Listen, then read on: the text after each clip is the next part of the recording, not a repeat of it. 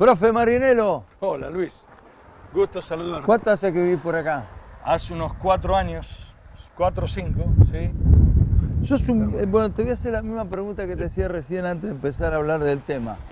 Mira, ¿sos un bicho de universidad o ejercés libremente la profesión? Las dos cosas, sí, sí. Estoy en la universidad hace muchos años. ¿Desde que empezó la Empecé- carrera? No, porque yo empecé dando clases en la Universidad de La Plata. Yo me recibí allá y después de algunos años de recibido me vine a Bahía, concursé y seguí dando aquí desde el 2001. Y ejerzo la profesión paralelamente, así que tengo, digamos, esa doble o triple actividad, digamos. Siempre me acuerdo y siempre digo, el otro día incluso hablaba con unos amigos, le había comentado lo que habíamos estado hablando en la radio, entonces digo, y casi fue concejal, siempre me acuerdo de eso, una Sí, época sí. que, ¿no? Sí, en el 2003. En el socialismo. Claro, yo estaba en el socialismo de Santa Fe, en ese momento yo trabajé con Esteves Boero, un viejo diputado socialista, una persona de un magnetismo, una referencia. Venía de la militancia universitaria en esos agitados años de los 90. ¿En La Plata habías militado fuertemente? Sí, en La Plata sí, era una época difícil para la universidad, y fue uno de los únicos pocos sectores que en los años 90 prácticamente no se tocaron, ¿no? El resto sí, todo lo que fue el influjo de lo que hoy llamamos neoliberalismo, en Argentina y en América Latina en general. Menemismo y cabalismo. Claro, la universidad resistió, digamos, lo que no quiere decir que no haya que cambiar cosas, pero no esas, por lo menos. Y eso motivó mi vocación por la participación y me acerqué a lo que después fue, digamos, el partido de Esteves Boero, Hermes Wiener y demás, de ese socialismo que después se unificó, que viene de Santa Fe, ¿no? ¿Se perdió Esos años se perdió. el socialismo, esa visión, esa idea de progresismo? Progresismo democrático, ¿no? Y mirá, la verdad que estoy alejado de la militancia activa, pero hay una cuestión indudable que es un tema del sujeto social, ¿no? Que siempre constituyó el socialismo, y hoy el progresismo, también, dentro del progresismo también hay grietas, digamos, ¿no? Entonces es muy difícil buscar un camino autónomo, como alguna vez lo supo tener el partido, que incluso fue, bueno, en el caso de Santa Fe, partido de gobierno, acá mismo en Bahía Blanca, con Agustín de Arrieta, ¿no? Hace muchos años, Claro. y con un elenco de concejales que fue de lujo durante varias décadas, ¿no? De lo que era el viejo socialismo. En general en el mundo, el socialismo democrático ha entrado en una suerte de revisión está todo como todos los partidos políticos. Sí, ya lo creo. Bueno, Así es, sí. el señor da ciencia política, el señor da derecho público internacional. Vamos a hacer un juego, ¿sí? Vamos. Vos tenés que imaginarte que detrás de esa cámara vamos a agrandarnos en el programa. Te están viendo miles de personas en Bahía Blanca y en la región. Entonces, si vos estás frente a ese auditorio como si estuvieras en un gran aula del Departamento de Derecho, ¿sí? Y tenés que explicar, fundamentar, no tomar posición, explicar el porqué de este conflicto Rusia-Ucrania. ¿Por dónde empezaríamos? Yo te hago la primera pregunta. El concepto de integridad territorial, artículo 2 de Naciones Unidas. ¿Y qué hacemos con eso? Bueno, yo, Luis, dividiría dos dimensiones rápidamente. Una es la cuestión, digamos, geopolítica, del realpolitik, de las relaciones internacionales, que hay todo un análisis que podemos y debemos hacer en ese sentido, que es de alguna manera la justificación que por lo menos está invocando el gobierno ruso. Y la otra gran dimensión es la jurídico-institucional, es decir, el derecho internacional público y lo institucional que después de la Segunda Guerra la comunidad internacional supo conseguir. Desde esta segunda dimensión, desde lo jurídico-institucional, sin lugar a duda, esto vulnera uno de los principios quizá el más importante de Naciones Unidas. La solución de las controversias por los medios pacíficos es una obligación de resolver las controversias por las vías pacíficas, y la Carta y el Derecho Internacional da varias alternativas, y el otro que es fundamental, que es la prohibición del uso o amenaza de uso de la fuerza contra la unidad política o la integridad territorial de otro país. Contra otro país. Claro, y esto es muy importante porque la prohibición de uso amenaza uso de la fuerza para resolver controversias y la obligación de dirimir las diferencias por medios pacíficos derivan de un principio que es equivalente y que también está en el artículo 2 de la Carta, el 1 y el 2, propósitos y principios, que es la igualdad soberana de los Estados. Sobre todo desde la Segunda Guerra Mundial en adelante, cuando se crean las Naciones Unidas y después de esa conflagración mundial, 54 millones de víctimas y demás, se crea un dispositivo de seguridad colectivo que tiene solo 2 excepciones para usar la fuerza. Por el resto está prohibido. Y sobre la base de la igualdad soberana de los Estados, no importa el tamaño, no importa la fortaleza, no importa nada, sino que jurídicamente sean considerados como pares. Y desde allí nacen el resto de los Nada de esto en este caso se está cumpliendo. No, porque además es una guerra convencional en el siglo XXI, digamos, en la que un Estado invade al otro como eran los conflictos clásicos, convencionales de invasión territorial sobre otro Estado soberano, que a diferencia de los conflictos que estamos viendo estos últimos decenios, son conflictos internos internacionalizados, con estados fallidos que alguna parte de la doctrina menciona, por ejemplo, Irak o Afganistán, lo que de ningún modo justifica la tropelía que también cometió Estados Unidos al invadir Irak y Afganistán, pero sobre todo Irak, con una supuesta existencia de armas de destrucción masiva, recuerden allá por el 2003 que nunca existieron, pero claro, lo de Ucrania nos resulta más cercano porque, por afinidad cultural incluso, ¿no? Uno ve la resistencia y demás de un país que tenía un gobierno legítimo, que procuraba acercarse a la Unión Europea y que Rusia considera que están afectando su zona de influencia. Todo lo que era el Pacto de Varsovia, que ya no, prácticamente no el existe. Pacto de Varsovia dejó de existir y muchos países que eran del Pacto de Varsovia, que era, digamos, el contendiente con la OTAN, hoy son miembros de la OTAN. Entonces Rusia ve amenazada su seguridad, pues se van acercando, y además por una cuestión puntual que es el equilibrio de poder, que no es menor. Hay tratados... ¿El equilibrio de poder entre qué? Y, por ejemplo, en términos de misiles de mediano alcance con capacidad nuclear. Entre otros argumentos, Rusia que dice, digámoslo en criollo, me ponen misiles en la casa de mi vecino de mediano alcance que pueden llegar en menos de 5 minutos a Moscú. Y yo no tengo capacidad de respuesta. A diferencia de lo que fue hasta ahora, que el equilibrio de poder hacía que la emisión de misil de uno implicaba la autodestrucción, porque la respuesta era inmediata.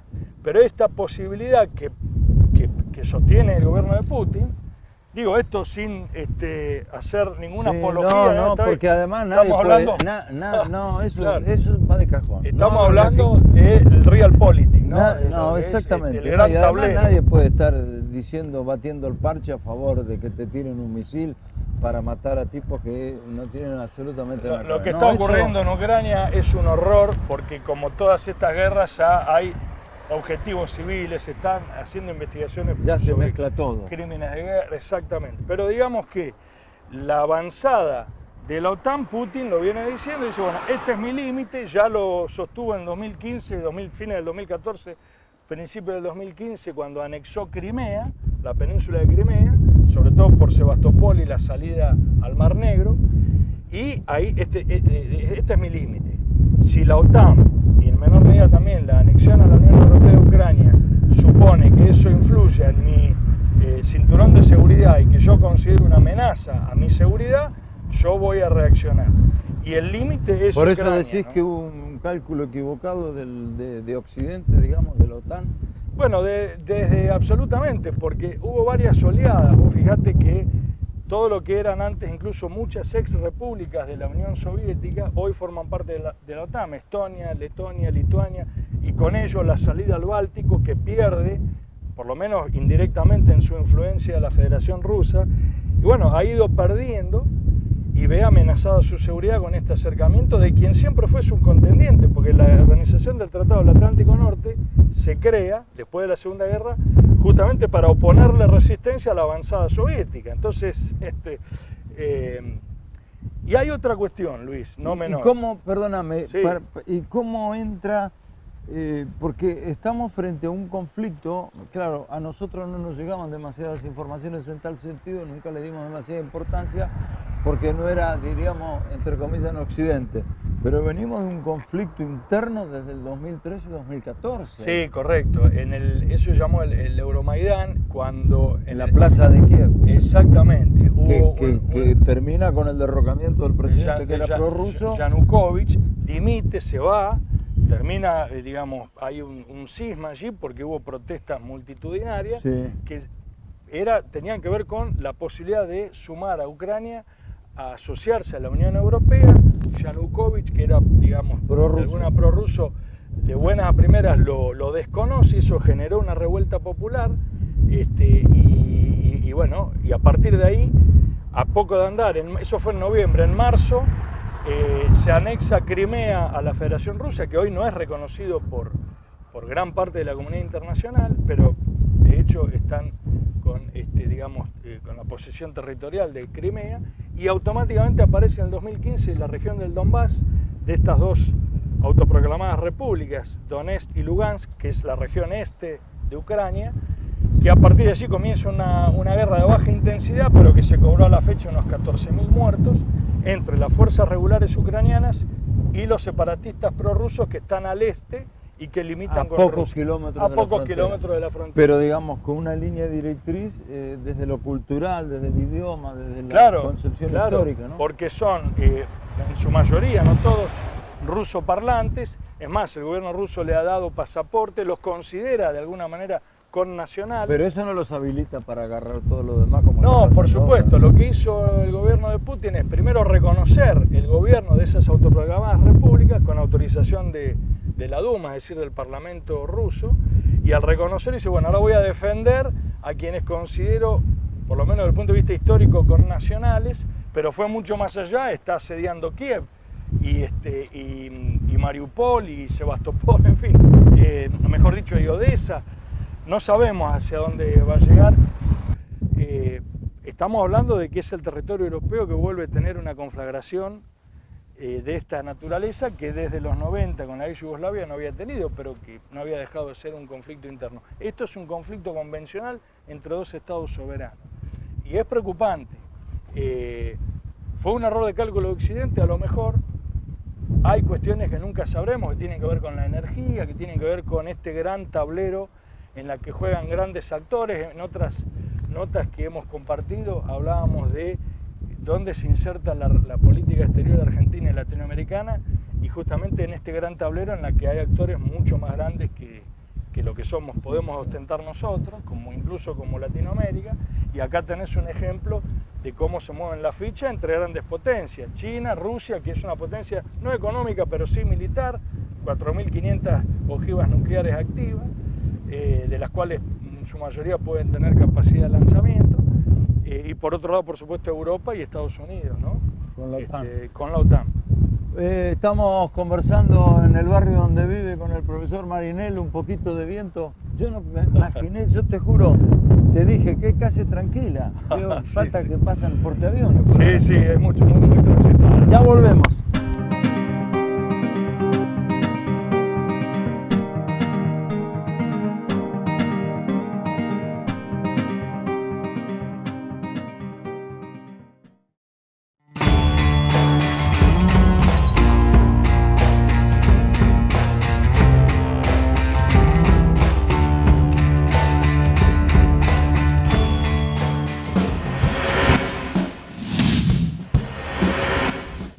Estamos en una situación, a ver, ¿cómo decirlo?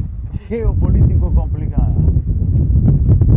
Absolutamente. Puede haber, anteayer escuché en la tele a dos profesionales, analistas, periodistas, creo que sí, una mujer y un hombre periodista, que hablaban de la posibilidad de un nuevo orden mundial a partir de cómo esto termine. ¿Crees lo mismo?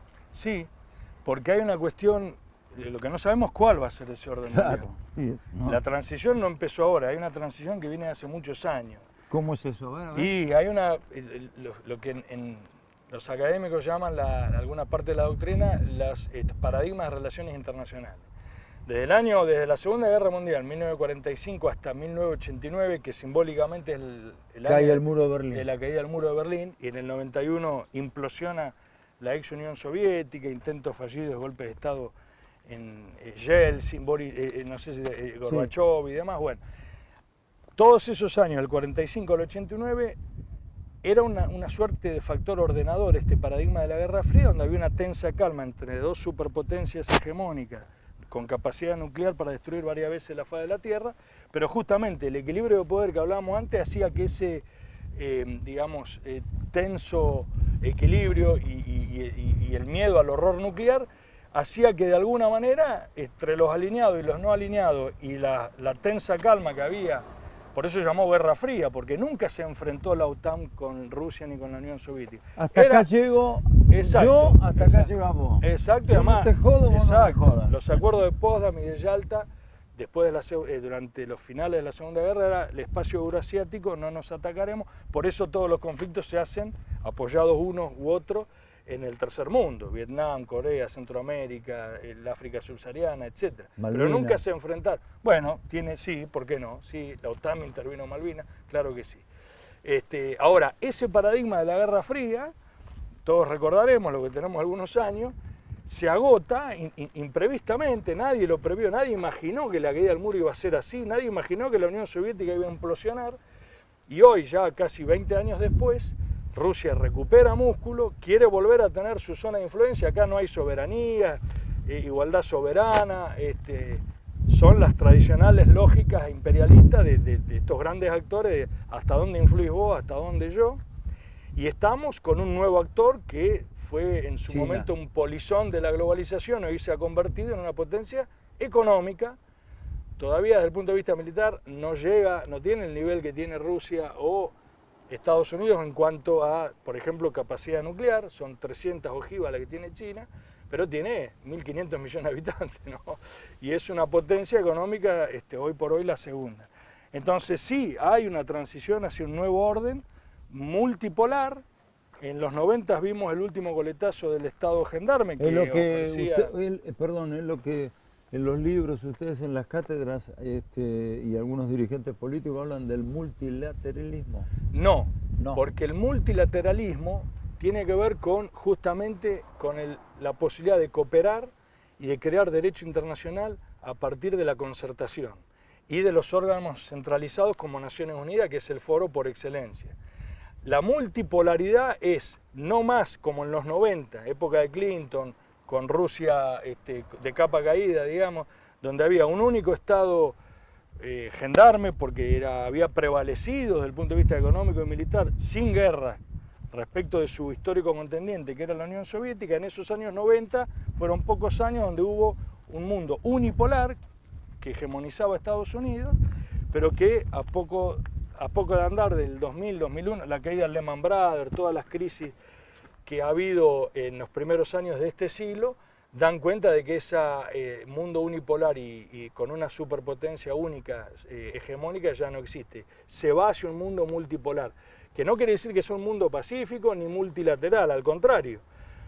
Puede ser multipolar sino porque que en la mesa del poder ya no se sienta uno o dos, sino que se pueden sentar varios. Y que quieren sentarse. Y que quieren sentarse. Y algunos pueden hacerlo porque tienen capacidad demográfica, India, otros porque además de la demografía tienen potencial económico, China, y otros porque tienen músculo militar, que es Rusia. Pero además hay otro tema.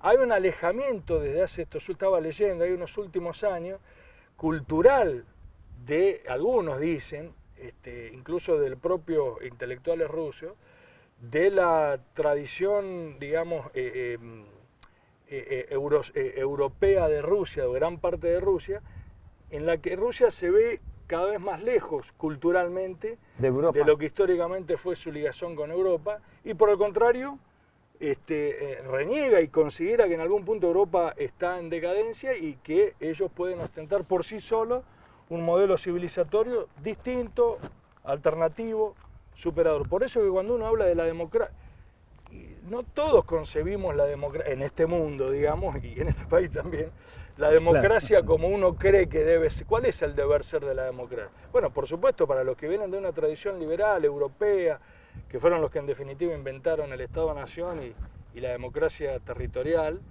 es una cosa. Pero a lo mejor para otros regímenes, estamos hablando de la otra mitad del mundo, si se quiere, ¿Y qué me se sientan sobre otras bases. ¿Qué me querés decir con eso? Que a veces uno juzga desde la mirada propia y está bien, porque hay cuestiones universales que son indiscutibles. Digo, en esto hay que ser muy categórico. Los derechos humanos están reconocidos a nivel universal. Los principios de no intervención y de arreglo pacífico de las controversias es un derecho imperativo a nivel universal, que está reconocido por todos los estados a través de tratados.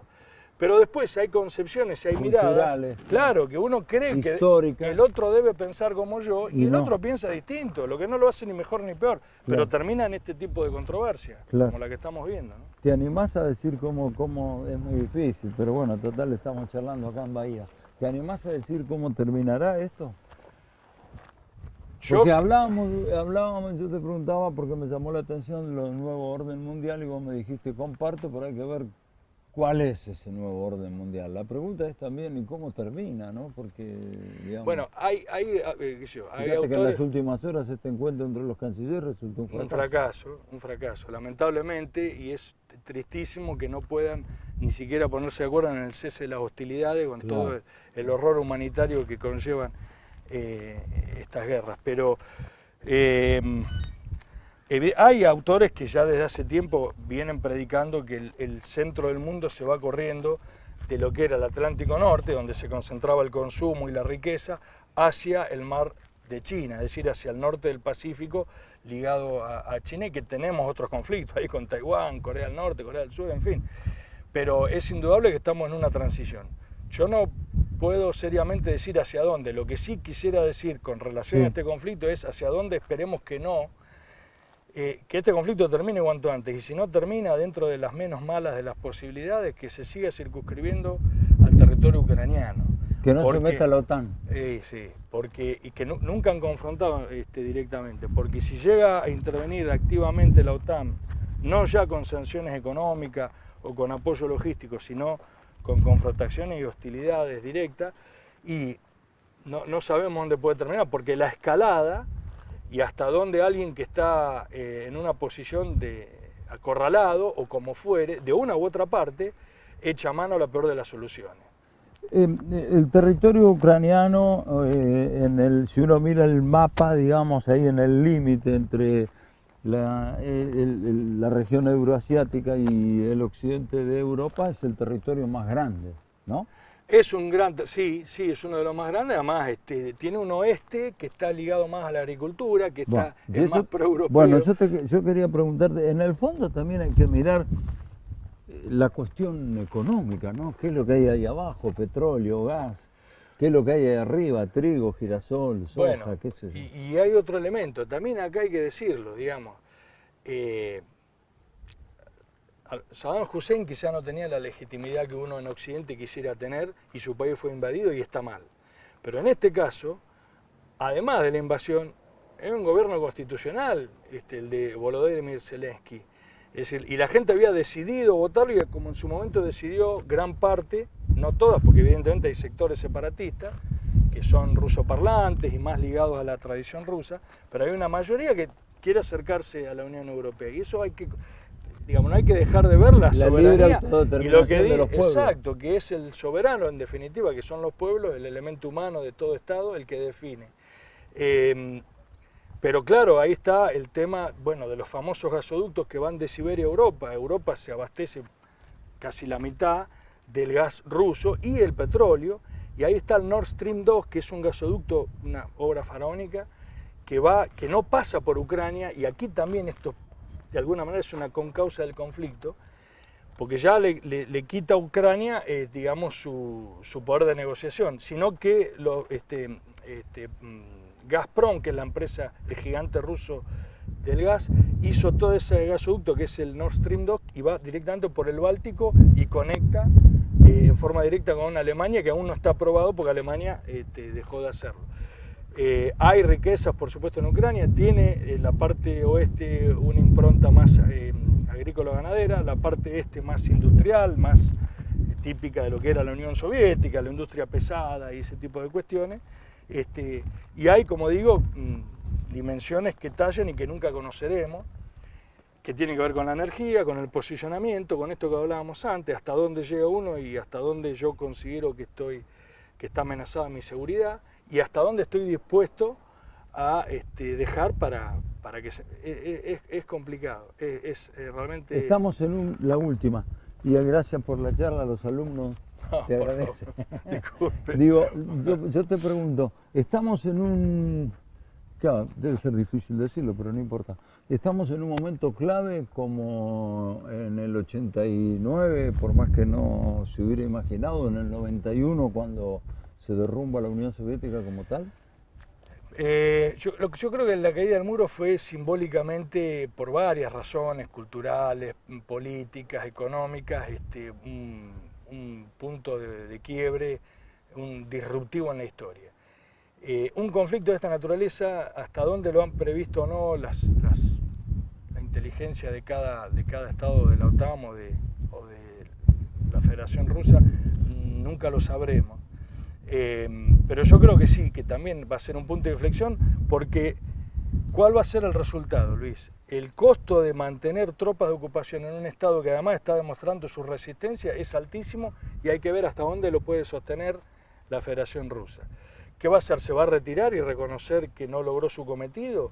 ¿Va a quedarse solamente hasta dónde llega la apuesta de unos y de otros? En cualquier caso, termine como termine, y esperemos que sea pronto y lo más humano posible, va a haber un antes y un después de esto y es un reposicionamiento sin lugar a dudas. Un gustazo. Al contrario, gracias a vos. Gracias, muy amable.